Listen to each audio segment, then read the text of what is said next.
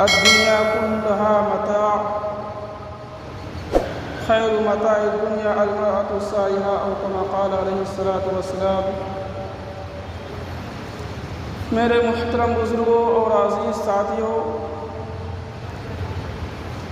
اللہ تبارک و تعالیٰ کا بہت بڑا فضل و کرم ہے کہ اس نے ہم سب کو جمعہ کی نماز کے لیے اپنے گھر میں بلایا۔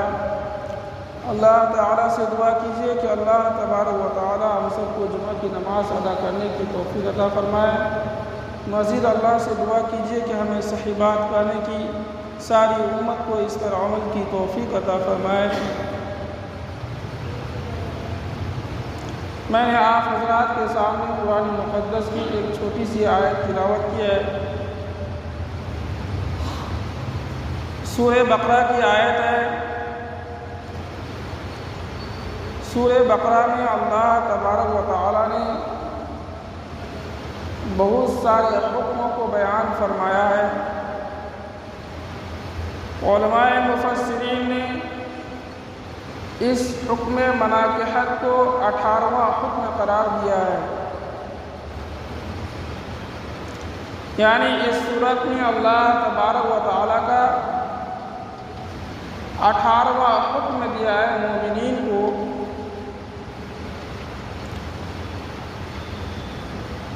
وہ کیا حکم ہے؟ اللہ تبارک و تعالیٰ نے فرمایا لا تنکحوا المشرکات حتی یؤمن، کہ کافرہ سے نکاح مت کرو، غیر ایمان والی عورت سے نکاح نہ کرو،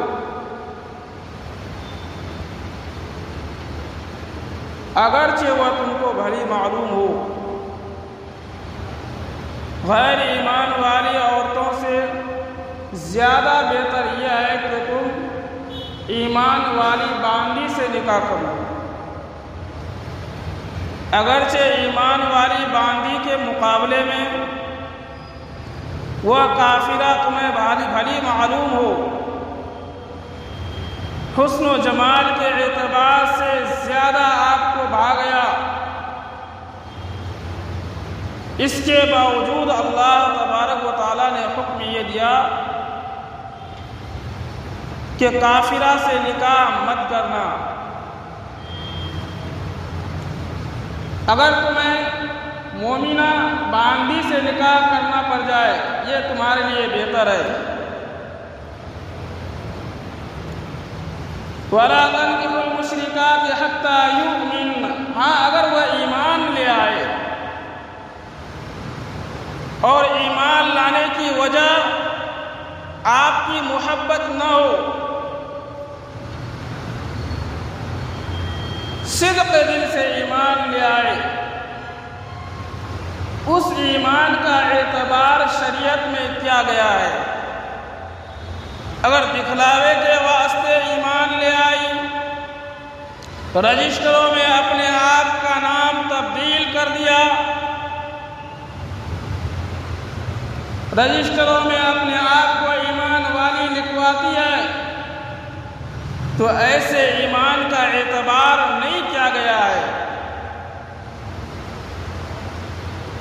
سچے دل سے اگر وہ ایمان لے آتی ہے اللہ تبارک و تعالیٰ پر، اور اللہ تبارک و تعالیٰ کے آخری نبی جناب محمد رسول اللہ صلی اللہ علیہ وسلم پر، اور آخرت کے دن پر، تو پھر وہ ایمان والی کہلائے گی، پھر آپ ان سے نکاح کر سکتے ہیں، جائز ہے۔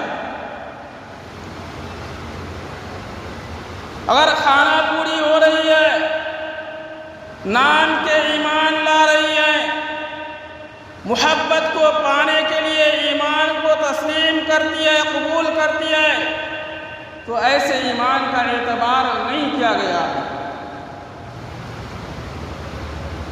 آگے اللہ تبارک و تعالیٰ نے فرمایا کہ اس کا برعکس اگر کوئی، اللہ تبارک و تعالیٰ نے منع فرمایا ہے کہ اپنی لڑکیوں کو بھی غیر ایمان والوں کے نکاح میں مت دو، جس طرح سے کافرہ سے نکاح جائز نہیں ہے مسلمان مرد کے لیے، ایسی ہی مسلم لڑکیوں کا نکاح کافر سے جائز نہیں ہے۔ اللہ تبارک و تعالیٰ نے مثال دے کر کے اس آیت میں بیان فرمایا، لا تنكحوا المشركات حتى يؤمنوا ولأمة مؤمنة خير من مشركة ولو أعجبتكم، اگرچہ تمہیں بھلی معلوم ہو مشرکہ عورتیں، اس کے باوجود ان سے نکاح نہیں کرنا ہے۔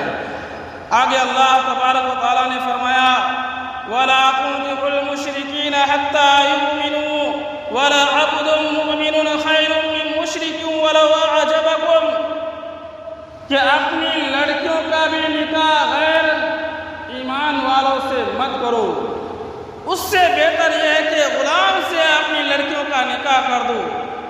اگرچہ غلام کے مقابلے میں مشرک اور کافر لڑکا تمہیں بھلے معلوم ہو، اچھا لگے، چاہے مال کے اعتبار سے ہو یا حسب و نسب کے اعتبار سے ہو یا جمال کے اعتبار سے ہو، اگرچہ تمہیں بھلی معلوم ہو، بھلا معلوم ہو، اس کے باوجود یہ حکم اللہ تبارک و تعالیٰ نے دیا کہ یہ بہتر ہے کہ کسی غلام سے اپنی لڑکی کا نکاح کر دو، اور وہ غلام ایمان والا ہو، یہ بہتر ہے کہ تم اپنی لڑکی کا نکاح جو ہے کافر سے کرو۔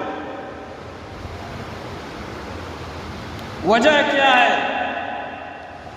اللہ تبارک و تعالیٰ نے وجہ کو بھی بیان فرمایا اولئک یدعون الی النار، کہ یہ تم کو جہنم کی طرف لے جاتے ہیں، جہنم کی دعوت دیتے ہیں، جہنم میں جانے کی تحریک چلاتے ہیں۔